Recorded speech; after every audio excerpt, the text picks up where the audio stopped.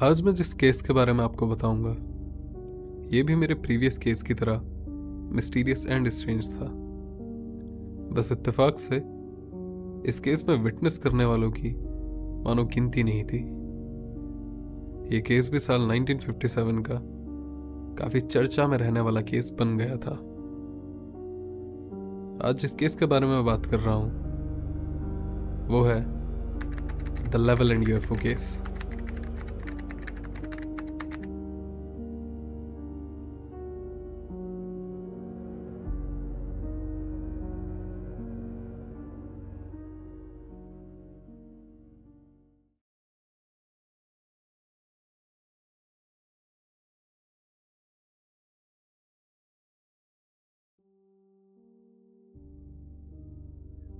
Time था 10:50 PM और इस इंसिडेंट की तारीख थी 2 नवंबर 1957 और जगह लेवलैंड टेक्सास। एक खाली सुनसान हाईवे 116 जिसके दोनों तरफ दूर दूर तक खाली मैदान, तो कहीं कॉटन फील्ड्स जहां दूर दूर तक कोई शख्स नहीं नजर आए। उसी बीच रात में हाईवे पर दो लोग, पेड्रो सोसीडो जो कि एक यूएस आर्मी वेटरन थे, साथ ही उनके दोस्त जो सलास ट्रक में उस हाईवे से जा रहे थे। तभी अचानक से आसमान में एक आंखों को धुंधला कर देने वाली तेज नीली और सफेद रोशनी उनके ऊपर आसमान से गुजरती है। पेड्रो जोर से ब्रेक लगाते हैं और ट्रक अटकते अटकते बंद हो जाता है। साथ ही उनका रेडियो वो भी चलना बंद कर देता है, मानो सब इलेक्ट्रिकल एंड मैकेनिकल डिवाइसेस रुक से गए हों। तभी पेड्रो देखते हैं कि सामने से एक 200 फीट लॉन्ग टॉर्पीडो शेप्ड या आप कहीं एक एग शेप्ड ऑब्जेक्ट उनकी तरफ आ रहा है, तेज चमकती नीली और सफेद लाइट के साथ होवर करता हुआ। ये देख पेड्रो एकदम ट्रक का डोर ओपन करते हैं और बाहर जंप कर देते हैं और जोर से चिल्लाते हुए जो को कहते हैं ये हमसे टकराएगा, और इतना बोलते के साथ ही वो बाहर कूद जाते हैं। तभी वो ऑब्जेक्ट एकदम से पास आकर रुक जाता है और कुछ ही सेकंड में तेज रफ्तार से सीधा आसमान की ओर चला जाता है, बादलों में मानो गायब हो गया हो।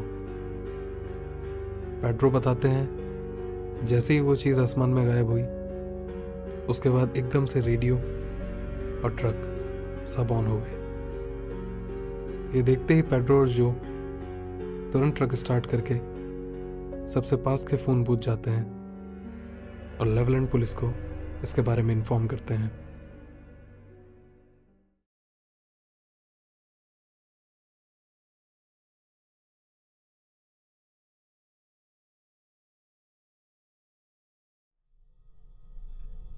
Time 11 PM। शरीफ वेयर क्लेम स्टेशन पहुंचते हैं, गुस्से में मगर अलर्ट, ये सोचते हुए कि ये जरूर प्रैंक कॉल्स होंगे। लेकिन जैसे ही पेड्रो अपना इंसिडेंट बताते हैं, उसके बताने के बाद मानो कॉल्स का आना रुकता ही नहीं। अलग अलग जगह, अलग लोग, मगर इंसिडेंट सेम, सारी बातें सेम, एग्जैक्टली सब कुछ सेम। मैं आपको फिर से बता दूं कि ये आज का वक्त नहीं है जहां प्रैंक करना या दूर किसी इंसान से कनेक्ट हो जाना आसान था। इसलिए उस वक्त के प्रैंक कॉल्स के सिलसिले इतने नहीं होते थे। वहीं सबकी बताई कहानी एकदम सेम, गाड़ी का इंजन बंद हो जाना, एक नीली सफेद लाइट सामने आकर सीधा आसमान में बादलों में गायब हो जाना, हर किसी की स्टेटमेंट मैच हो रही थी।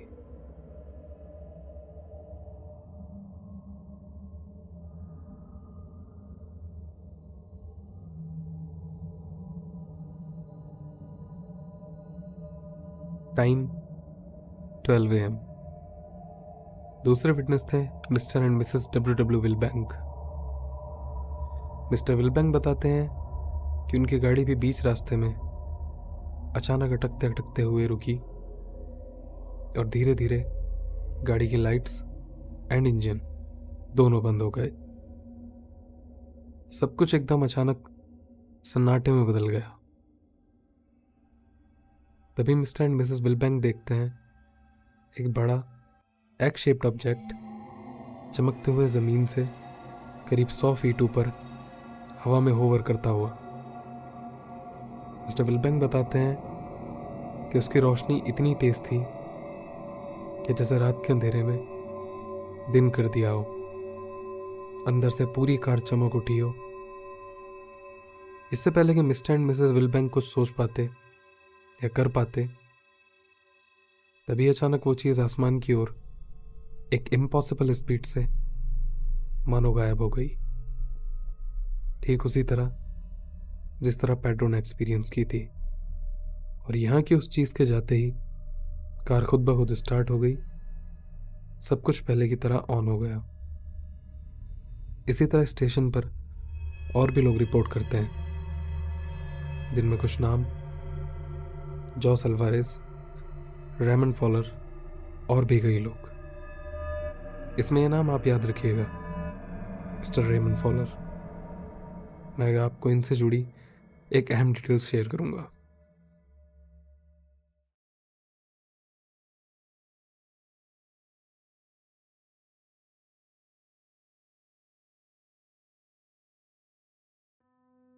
Time 12:30 AM।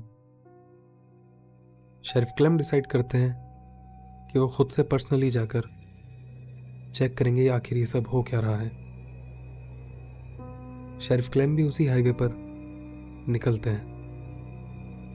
सुनसान सड़क, सर्द हवा और साथ ही घना अंधेरा।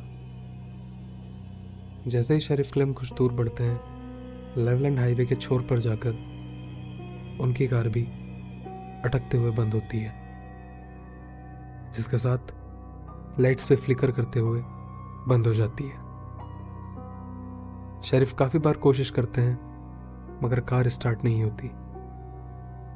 इसी बीच वो देखते हैं सड़क के उस पार खुले फील्ड में दूर से एक ऑरेंज वाइट लाइट के साथ अगेन एक एग शेप्ड ऑब्जेक्ट हवा में उठता है, जिसका साइज शेरिफ बताते हैं एक स्कूल बस के जितना।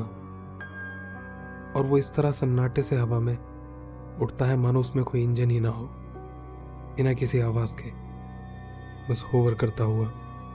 शेरिफ क्लेम की आंखों को यकीन नहीं होता और मानो वो जैसे वहीं थम से जाते हैं उसे देखते ही। फिर उसी बीच वही होता है जो बाकी सभी विटनेस के साथ हुआ। अचानक से बिजली की रफ्तार से वो चीज आसमान की ओर बढ़ती है और मानो गायब हो जाती है। जाते ही शेरिफ की कार स्टार्ट होती है और सब कुछ बैक टू नॉर्मल हो जाता है। तब कहीं क्लेम को यकीन होता है कि ये सभी कॉल सच हैं। जो नाम मैंने आपको अभी विटनेस में से एक बताया था, मिस्टर रेमन फॉलर, उनकी डिटेल भी ये थी कि वो एक फायर मार्शल ऑफिसर थे उसी शहर के। जब उनकी कॉल स्टेशन में आई तब मानो ना चाहते हुए भी शेरिफ क्लेम को इस चीज पर यकीन करते हुए जाना पड़ा, खुद से देखने के आखिर ये सब हो क्या रहा है।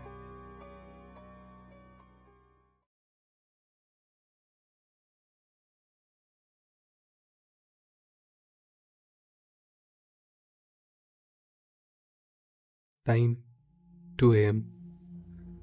स्टेशन में एक लिस्ट रेडी की जाती है जिसमें टोटल 6 अलग अलग लोकेशंस और दर्जनों आई विटनेसेस और आइडेंटिकल डिस्क्रिप्शन, सब कुछ सेम।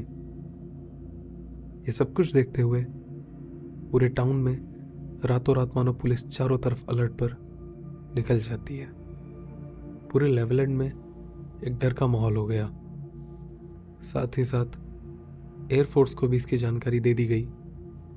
जैसा मैंने आपको पहले भी कहा था, अक्सर इस तरह के केसेस पास्ट में जितने भी हुए उनमें गवर्नमेंट हायर अथॉरिटीज़ का इन्वॉल्वमेंट था, वो चाहे मिलिट्री हो, एयरफोर्स हो या नेवी। तो सिर्फ अफवाह, प्रैंक, ये सब कह देना कहीं से कहीं तक सेंस नहीं बनाता इन केसेस को लेकर। इससे पिछले केस में मैंने आपको मिलिट्री का इन्वॉल्वमेंट बताया था।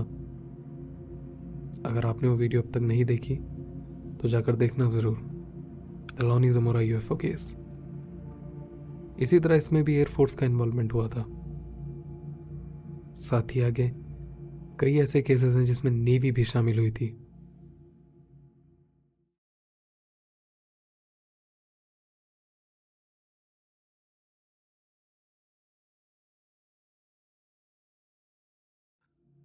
अब वक्त सुबह का हो चुका था।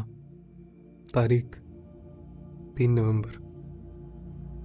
कैप्टन रॉबर्ट वाइट को इन्वेस्टिगेशन के लिए भेजा जाता है, जिसमें वो हर एक विटनेस से प्राइवेटली कंप्लीट स्टोरी पूछते हैं, जिसमें सबकी बताई डिटेल्स, सब कुछ सेम नज़र आता है। From size of the object, engine failure, light का ऑफ होना और अचानक से उस चीज़ का तेज रफ्तार से आसमान में गायब होना। इसी बीच शेरिफ ने रिपोर्टर्स को पर्सनली ये बताया कि उन्होंने जो विटनेस किया वो कुछ ऐसा था जो उन्होंने अपनी लाइफ में कभी नहीं देखा, जिसे एक्सप्लेन कर पाना भी मुश्किल था। और मुझे नहीं लगता मैं शायद अपनी लाइफ में ऐसा कुछ दोबारा कभी देख पाऊंगा।